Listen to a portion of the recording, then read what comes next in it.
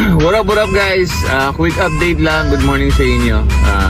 Kung nakikita nyo, tinake down natin muna yung post natin tungkol sa magnanakaw. Kasi kaninang umaga, mga bandang 4:30 ng umaga, pumunta yung mga barangay sa bahay namin.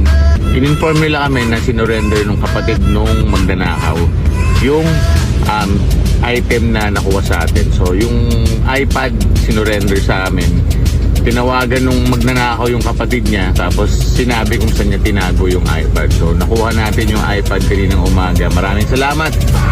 Shoutout sa mga barangay officials natin at sa purok leader nila na nakipag-coordinate sa amin. So sila yung kumuha at nag-retrieve nung item, nung iPad. Nabalik na yung iPad, pero yung mga singsing hindi na nabalik. So okay lang yun kasi mura lang naman yung mga singsing na yun. Hindi naman totoo yung mga singsing na yun. So maraming salamat sa lahat ng mga netizen natin na naging investigador, naging detectives at saka naging hacker yung mga, kasi nabulahaw yung natin yung perpetrator.